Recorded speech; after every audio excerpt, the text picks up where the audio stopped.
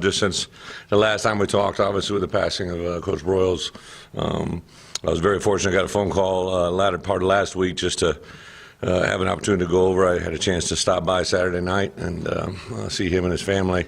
Forever grateful for everything he did before I got here, and then one of the only regrets that I would say is getting here at a time where it wasn't at the best part of his lifetime where I could get a chance to sit down. I did talk to him several times, and one of the best memories is Sean Rochelle, when he was still the active director over at the foundation, called me one morning. He said he was going to call me when it was a good day, and I went over and I had lunch and sat there for about an hour.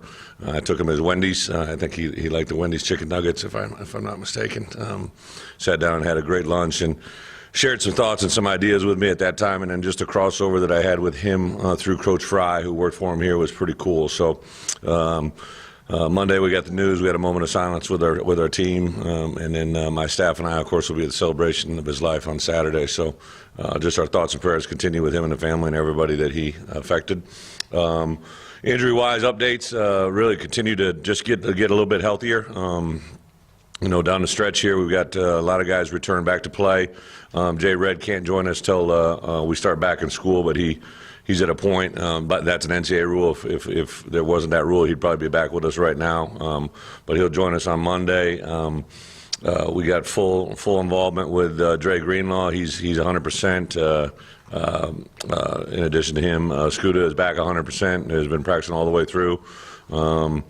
Really just kind of modifying a few guys that have some minor tweaks and injuries, but as we get closer to the wrap-up of this week, today will be kind of a shorter day. We actually had a Razorback to work day, so we had probably about 40 of our players went around Northwest Arkansas this morning with different people in different lines of work, from high schools to grade schools to middle schools to bankers to insurance to media to everything from A to Z. And our guys job shadow with someone all morning. They met at the Jones Center this morning at 7:30, then went and job shadowed till noon today. They'll join us this afternoon, have a really good practice. Then tomorrow afternoon we'll do probably our heaviest work day of the week, but we're not going to full scrimmage. We've just I think we've done a good job with 2 full scrimmages, so we won't necessarily play tackle football, but there'll be a lot of move the ball tomorrow.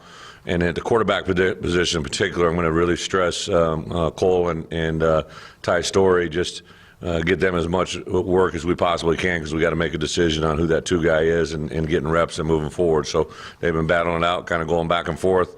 But other than that, just kind of standard usual. I like their attitude. Continue to each day it seems like we gain one more guy that I think kind of gets it and shows us that he might be able to help us. I know I get a lot of freshman questions. I think offensively it's safe to say Chase Hayden will play.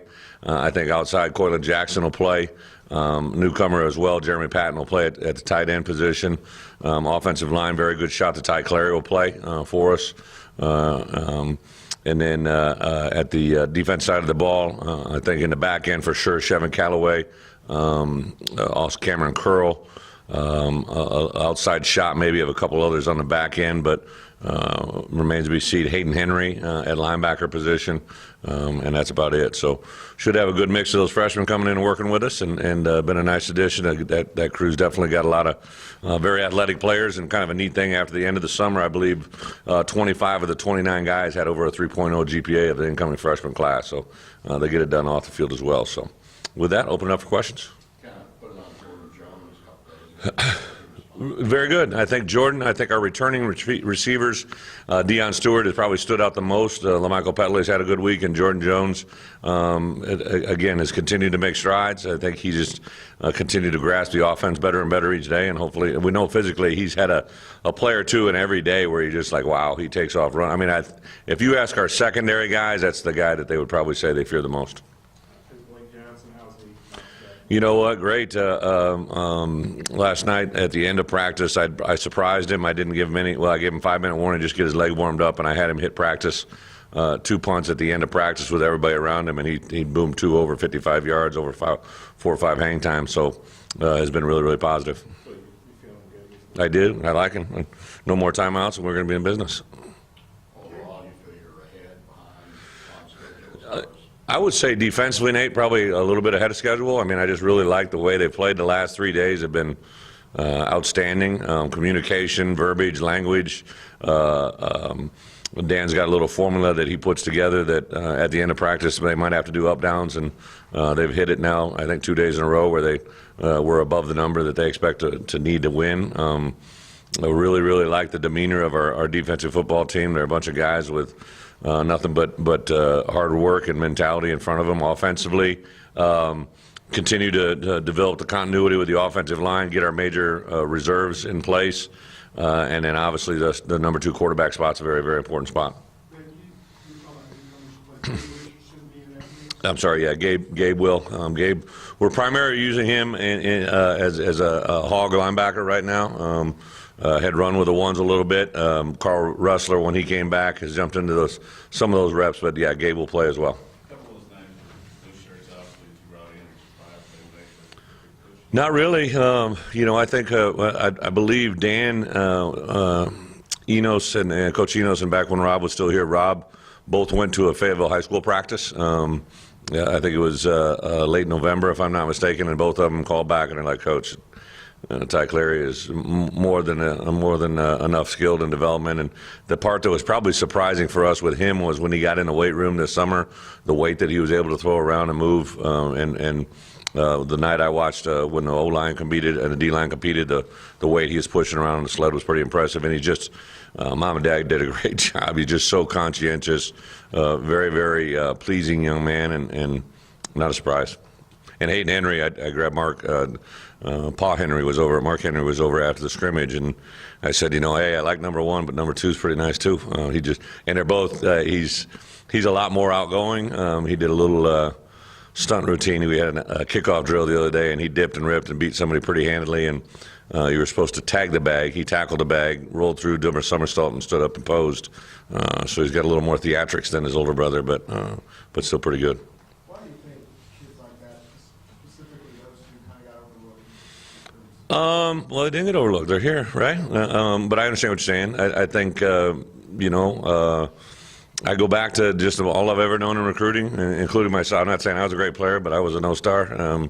I think when you're undersized, under-recruited, underdeveloped, those 3 things work against you a little bit. Then there's a sexy factor where you're located. I think a lot about like a guy like Coylin Jackson, in my opinion, was totally under-recruited. If Coylin Jackson lived in Dallas or a major metroplex area that had a lot of exposure, my guess is he would have been, rated as high as any prospect in the country just off of what you saw in high school film and stuff. So there's a little bit of that. I do think when you have guys play different positions, for instance, like Hayden played safety really, and then kind of moved up towards the line of scrimmage last year. So when you project a player at a different position, I think that happens. To be quite honest, and then sometimes people they don't think you look the part. Look at him. I don't know if he can do that. And people stereotype and put people in the categories like that. You went through that. Is there like a chip on your shoulder? What's the motivation? Well, without a doubt, I think from the moment, if you're talking about Hayden and Ty in particular, the moment they hit campus, they were ready to prove that they wanted to, they belonged here. That in my mind, no doubt. And then I think you just got to trust and learn. I remember when I first started gathering information about Hayden, from his brother. First I went to Hunter. He's like, Coach, he works as hard as anybody I've ever been around. He's always been that guy. Same thing with coaches at Pulaski. They talked about his work ethic, his demeanor. Same thing when I talked to Mom and Dad. They're like, Coach, I know the other one worked, but this guy works twice as hard. And just kind of gather information and make a decision. Your personal experience, what those guys do. Oh yeah, I think so. I had a chip on my shoulder, absolutely. I remember I went into camp that first day. I wasn't even on the depth chart. There was eight outside linebackers, and I wasn't one of them. And then I remember going right by some of those guys that were highly recruited and all that stuff. And to me, the biggest sign of is the way your other players react to you. And I remember Bob Cratch was a great offensive lineman at the time, and after practice, he came over and he grabbed me and asked me to do pass sets after practice because I gave him the hardest look. I gave him the best results, and I got better because of going against a guy that was a future NFL first rounder. So that's the way those guys are wired. Chase Higgins looks so good with the 2 O-line. How do you expect the reps to be split up? Does he get some work with one? Tom, I would say this: of our running backs, and I kind of did it last night on a. I was making a potential travel roster. So like an NFL team works off the 53-man roster. Well, I kind of work off a 70-man roster in season where that's all you can take with you on trips, and then we use it for hotels at home. So I was making that list, and I wrote them as 1A, 1B, 1C. I really think that all three of them could bring something that could benefit us. I do think you're right. Chase probably has the biggest ability to make something of nothing if that was the way it broke down. Devois got probably the most experience. I've probably been the most impressed with David's Williams' patience, because he hasn't ran in a system like ours, but his patience behind the pullers and certain schemes has been very, very impressive. So it's not hard to find reps. We know with those three guys, and then Malik has been too. We really split the 1 and 2 reps between those 4 guys. How's Chase done on pass protection? Good. Very, very smart. He was a multi-sport athlete. He was a Mr. Basketball, so you knew he kind of had all that to him. A very, very gifted learner as well. You can tell he's been around the game, loves the game, and obviously the pass pro is the hardest thing I think to gauge in practice versus what it is going to be during the game, because during practice we don't allow him to cut block against good on good, so we'll throw that element in here the last 2 weeks, and that'll really help his game as a bunch. Yeah, I would say this. J-Red will want to do it. Whether he's at that point or not, we'll make a decision. I would say Andre is probably the next guy. And then there's a couple freshmen from Malik Barkley, and I did mention his name earlier, but I will, if I think there's a guy that can help us return as both a punt returner and a kick returner, and if that really kind of all he scripts into, I'll do it in a heartbeat. I think him, Davion Warren, Colin Jackson back there as a kick returner, Chase Hayden as a kick returner, Jordan Jones as a kick returner, punt returner. I would say that those 2 guys would be the leading guys, but I would say that him and the possibility of Coylan's been over there catching a little bit. I like a little shiftier guy back there as a punt returner. So schedule-wise, a little bit. Mock game is Friday. Yeah. And what's Saturday? Yeah, well, Saturday's a day off. You're going to get a day off. By NCAA rules, I got to give them a day off. So, because Sunday I want to work them. So, Saturday they'll have a day off. Today will be, like I said, it'll be a heavy Devo day. Tomorrow will be a heavy work day. Friday will be a mock game, but it'll really be, we'll be in full pads, but it's not going to be a tackle or anything like that. But we're going to modify it because we're going to be in our locker room for the first time. It's a whole new coming out of the far end zone. The hog pen's already been moved down to that angle, so I think the band's even going to line up in the A for us to simulate that, because it's going to be totally different coming out from that venue, and it's got to go towards the middle of the field. So there's a lot of different theatrics that are going to go into Friday night, and we'll walk through it and do it. And if I'm not satisfied with that, we'll have to do it again. How many guys can you put aside for that first? Well, non-conference, I believe, might be unlimited. At SEC, there's a limit.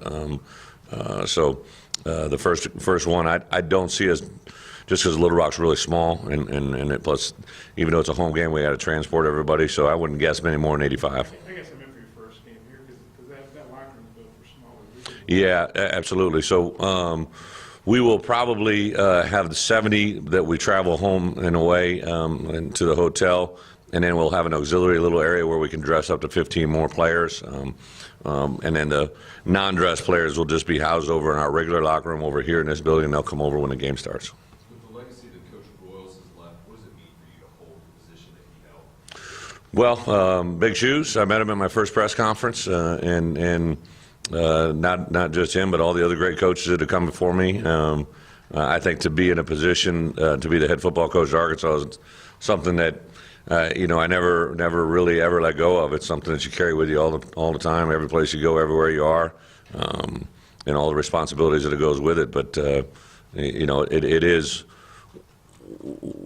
when I'm at an event and I'll have someone, especially maybe someone that's a little more senior in time, will grab my arm and make reference to the way that we handle things here, the way we handle our players, the way that we held them accountable and do certain things and make reference to Coach Broyles is probably the thing that brings me the biggest smile as anything.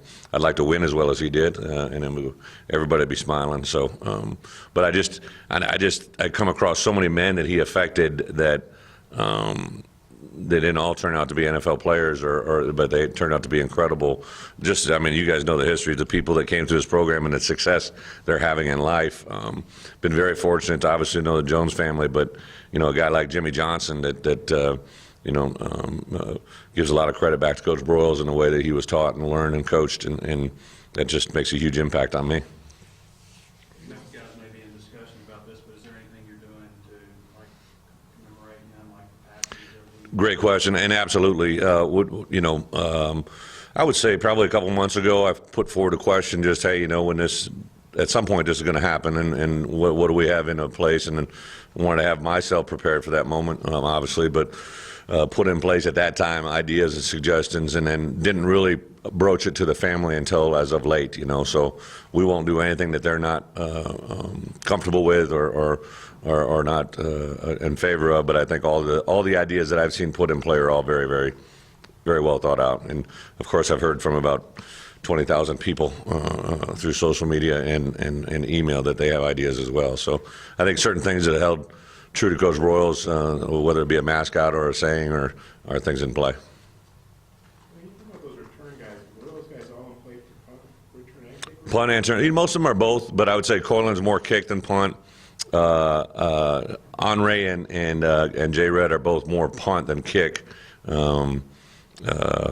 I think in a kick game, in a kickoff, you know, it's a little bit more of a one-step move, you know, just get vertical and go as fast as you can. So a guy like Jordan Jones, guys that can get downhill in a hurry with a little bit of size are good. But in a punt return game, it's a lot of bit of, you know, maybe a little bit of jitterbug. You got to have a little bit more sure hands. I think to catch a punt is a lot more difficult task than to catch a kick.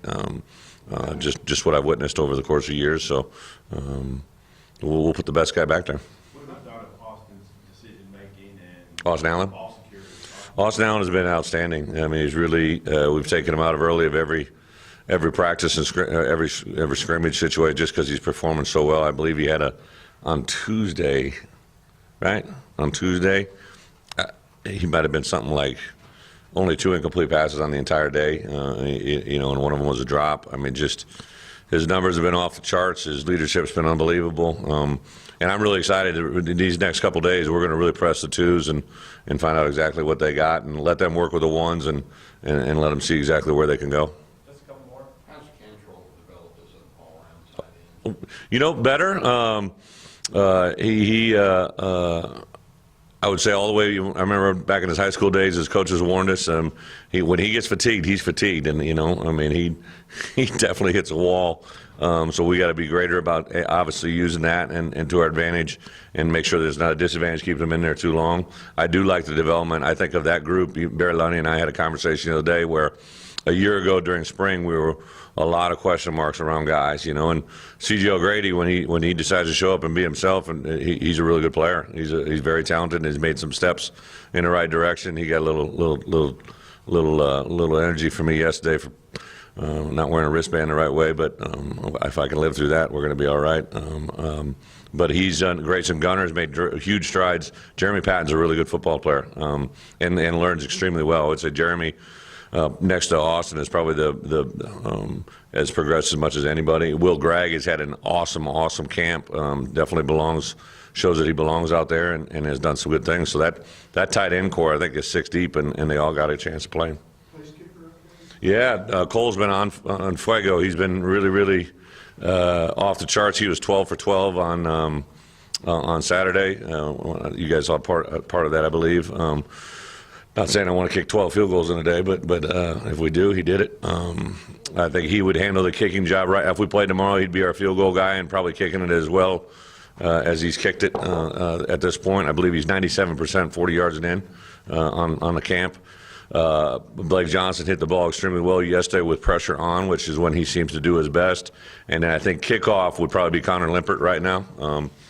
Those three would handle it as a majority. Yesterday seemed to be the hottest, muggiest day. Yeah, it was hot. How'd you guys handle that? Yeah, it was. Since it's been cool before that. Great point. Yeah, I mean, I could tell right away when I came out, and I believe we had every defensive player staying. We have this thing called a hog pen, which is you stay in the hog pen and you get a reward at the end of camp for if you never miss more than a period of every practice. And yesterday every defensive player stayed in. I think we only had, Hayden rolled his ankle a little bit, but he was back by the end of practice. But he was the only defensive player, and then offensively, I believe we had 2 guys fall out, but they should be back with us full go today. So I thought we handled it pretty well. Nobody had any cramping issues or something that we had to. Now there's a lot of. We took 2 breaks and we water them down. I take them 5 minutes. I mean, I don't play around that game now. We take full breaks and we water them down. I got water towels, water bottles, hydration. They got these new cool lids where they put this little blue lid on their head. That's unbelievable. It cools it down real quick. Matt's always on the cutting edge of that stuff, and it's pretty on time.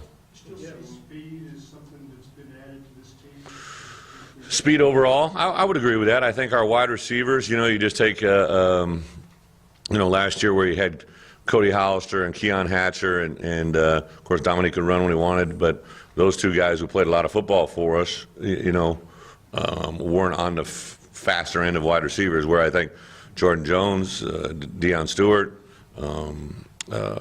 Michael Petway can get it moving pretty good. And then the young guys, Jonathan Nance can roll. I mean, I think at that position in particular. And then, of course, Devil, I think, is faster than Raleigh. So there's going to be that natural comparison. But then also Chase Hayden is faster than all of them. And then at tight end, I definitely know this. C.J. O'Grady, Grayson Gunner, and Jeremy Patton all can run really, really well. Yeah, the last one, Terry Brown would be here Monday at practice. They wanted me to. They wanted to ask. He's like this close, so I can't speed up the. I think some of it, when you're dealing with these situations, it's you're dealing with it. It's on someone's desk, then it becomes a weekend, and does it get there? I mean, I would love to have him here on Monday. I think that's probably a very real possibility, but I'm not going to say it's 100% going to happen yet. But every indication would be that we should have him here by Monday. But Brandon Martin, what's his? Yeah, so B. Martin had basically a lower back issue. Can we go one more? It was Nate. He's got great pastel on today. Was a soft tissue back issue, and so he'd been out all the way till he practiced a little bit on Monday, and Tuesday he was full gore, and yesterday looked really good. So, Saturday he didn't go, but Monday he was a little bit limited. Tuesday he was full go and looked good. So that's a key thing too, So we'd like to travel probably 7 or 8 guys, and right now we don't have T.J. Hammonds or Jay Red out there, and those guys will probably be 2 of our top 4. So it's kind of in play until those 2 guys get back.